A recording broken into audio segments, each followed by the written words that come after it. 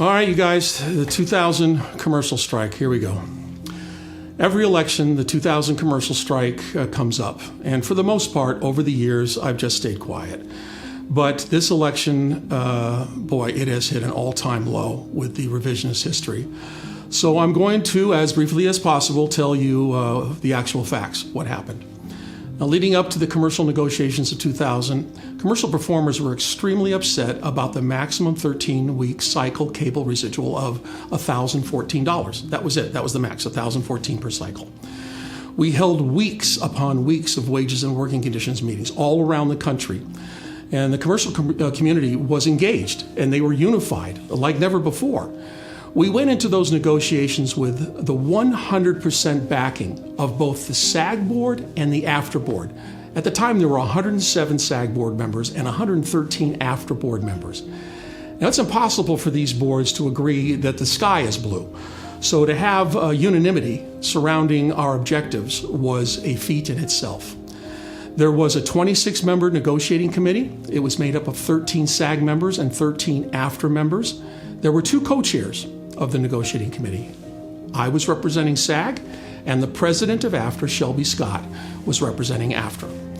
We had two main objectives in that proposal package for that year. It was to improve the cable residuals and to establish internet jurisdiction. Now, the industry, their negotiating committee, they call themselves the JPC, the Joint Policy Committee. They came at us with a proposal to eliminate Class A residuals and only pay an unacceptable buyout right around $2,000 per cycle. If we had accepted the last best final offer from the advertisers and agencies, it would have been devastating to our commercials contract, an estimated overall loss of 25%. There was no way that we could accept that offer. And the negotiating committee rejected it unanimously. Now, please pay attention to this word, unanimously. We went on strike May 1st of 2000 with a unanimous vote to do so, meaning myself, Shelby Scott, the president of AFTRA, the entire AFTRA contingent, the entire SAG contingent, all voted that we could not accept the final offer and that we would strike. I keep hearing that it was our pay-per-play for cable proposal that had us striking. No. It was the industry's elimination of network Class A residuals that kept us out. We had a pay-per-play proposal for basic cable to be paid like we do a network Class A, but 45 days into the strike, we went back to the industry and we came off of our pay-per-play proposal and offered them a buyout that would have averaged right around $1,700 per cycle. Now remember that number, $1,700.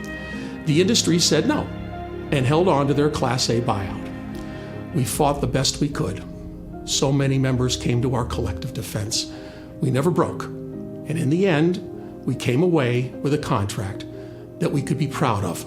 But more than that, we came away with a contract that has grown exponentially over the years. And today, 21 years later, we still have Class A residuals. That payout from Class A is a large percentage of our overall commercial earnings today. We came away with, one, a 140% increase in cable. Remember that $1,700 I told you about that we had offered 45 days in? We ended up at $2,400 per cycle. We got internet jurisdiction. Now, internet jurisdiction, getting something like that anywhere in a union is a great achievement. Getting that jurisdiction it could have been like the only proposal that we had in a subsequent negotiation. So that was an amazing accomplishment. We added $1 million a year to the IACF, the Industry Advancement Cooperative Fund. That's a fund that both the industry and we use to do certain projects. And we preserved Class A residuals. Now look, no one's saying that the strike wasn't hard. The strike was hard. Many people sacrificed. But to try to place blame or give credit to any one person or group is unacceptable, and I'm not going to stand for it anymore. So for the record, every process vote throughout the entire 2000 commercial negotiations, from start to finish, was unanimous. Now, I knew that as the co-chair of that negotiation, I would surely be targeted by the agencies and advertisers I had worked for decades.